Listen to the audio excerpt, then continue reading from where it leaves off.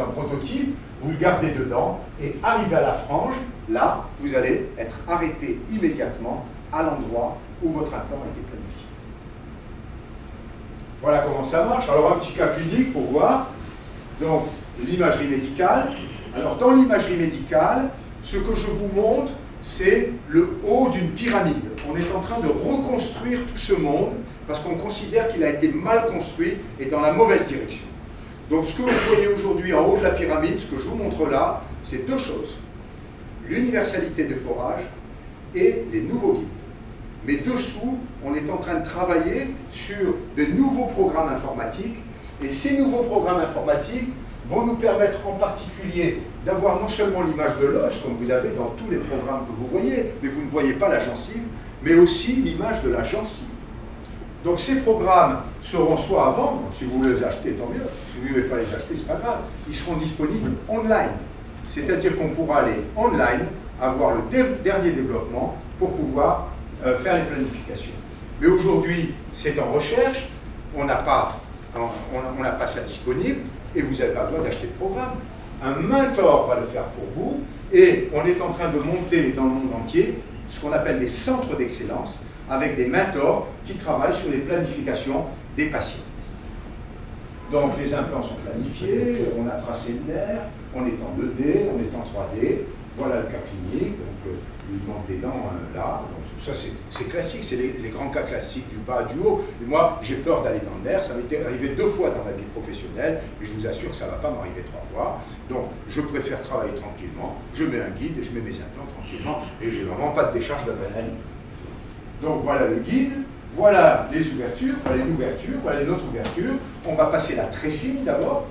Donc une fois qu'on a tréfiné, on enlève ça, c'est un emporte-pièce, et on a un premier trou de guidage à l'intérieur, très intéressant quand on a une crête fine. Parce que quand j'ai une crête fine et puis que je veux aborder dessus, eh ben je vais glisser. Alors que là, je vais être guidé complètement à l'intérieur de l'os dès le premier forêt. Ensuite, je passe toute la série de forêts. Je vous ai parlé de ça avec les stoppers qui sont guidés. N'oubliez pas que là, je ne vais pas bouger. Je suis en train de bouger à demi-tour, je tourne à demi-tour et je rentre dedans et c'est guidé automatiquement. Et ensuite, je mets les implants à la main. Précision 1 mm et mes implants sont en place. Je mets mes piliers parce que je vais travailler avec des piliers de cicatrisation dans ce cas-là. Et je prends mes radios, on est à la bonne hauteur, on est en place, on est loin du nerf, il n'y a rien. Et ça s'est passé très très vite. C'est de la chirurgie micro-invasive, donc les patients n'ont pas mal, il n'y a pas de point suturant enlevé, il n'y a pas de résorption osseuse, on est dans un système qui a été approuvé par un article sur le consensus de Computer Guided Implantology réalisé par Hammerle, qui est très sérieux et qui est très rigoureux, de l'université de Zurich, avec Jung, et ils ont fait un travail remarquable où ils ont expliqué que ceci était tout à fait agréé aujourd'hui dans les protocoles opératoires implantaires. Attention, ce que je vous explique, ça ne veut pas dire que vous pouvez vous permettre de forer à travers la gencive pour mettre un implant. Là, on sait que juste le forage va entraîner un trou d'orifice trop petit et il va y avoir des contaminations de la surface de l'implant, et là on a des pertes d'implant importantes. Alors que quand on a un système où c'est très finé, et on passe l'implant dedans, là on a de la contamination, il ne faut pas se faire d'idée, mais la contamination est suffisamment moins importante pour donner les mêmes résultats statistiques que si on travaillait directement avec les implants mis en place avec des lampes. Alors ça ne veut pas dire que vous êtes obligé de travailler avec ce système avec de la chirurgie micro-invasive. Il se trouve que la majorité des cas aujourd'hui seront des cas partiels avec la chirurgie micro-invasive. Mais si vous avez des cas plus importants, ou alors avec la nécessité d'avoir un accès à l'os, à ce moment-là, il faut ouvrir des lambeaux. Un autre cas, donc c'est un cas que j'ai fait à Dubaï aussi.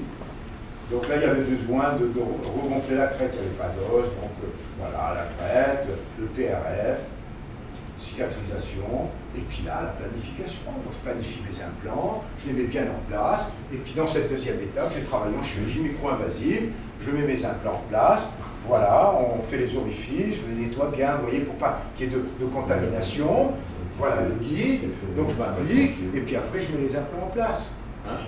Et cette procédure est très intéressante parce que ça me permet de mettre des implants en toute tranquillité. Remarquez qu'on n'a plus de métal.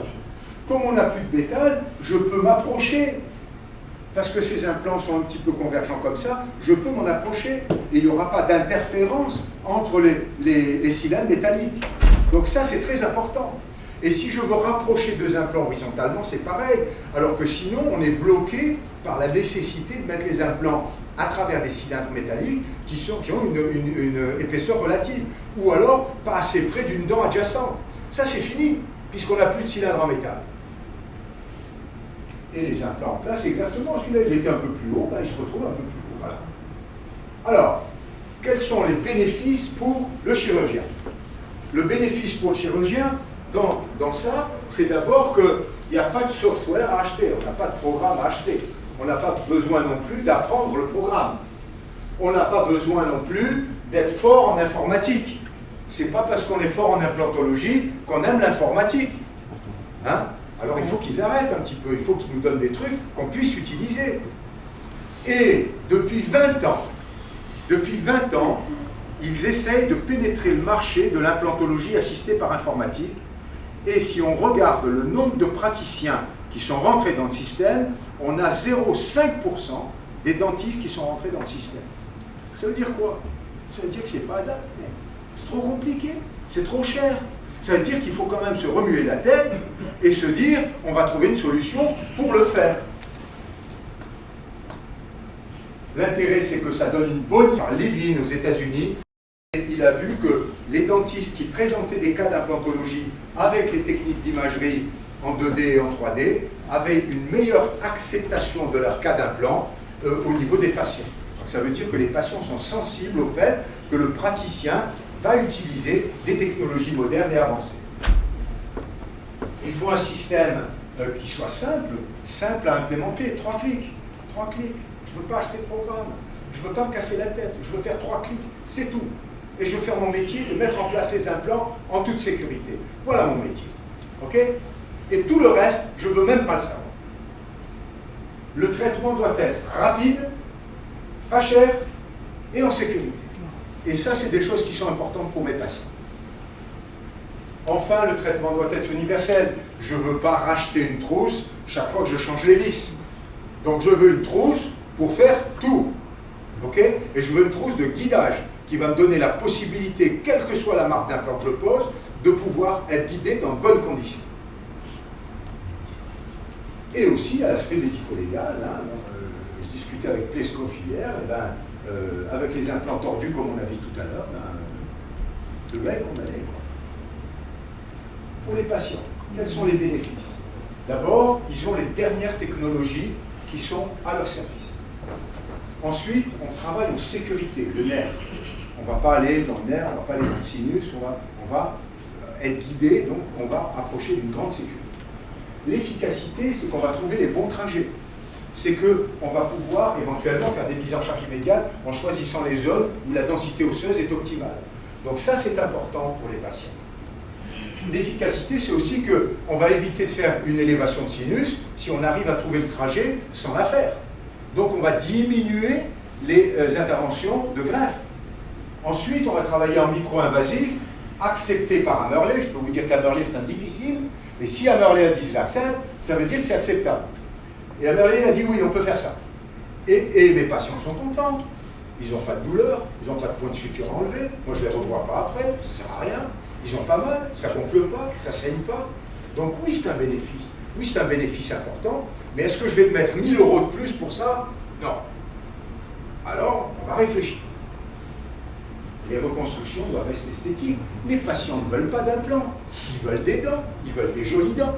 Et si je mets les implants à la main comme ça, il va m'arriver à mettre un implant un peu de travers, un peu à côté, un peu entre les deux dents, et après mon prothésiste, même s'il est très fort, eh ben, il n'arrivera pas à régler le problème.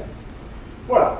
Donc, vous avez les éléments, vous avez compris que ce que je vous montre, c'est le haut d'une pyramide, qui est beaucoup plus complexe que ça, mais ce que je montre aujourd'hui, c'est le forage, la séquence en 3 clics, et la mise en place des implants guidés, avec un système simple, révolutionnaire, accessible. Alors, je vais vous montrer, on va en mettre un en place, et on va voir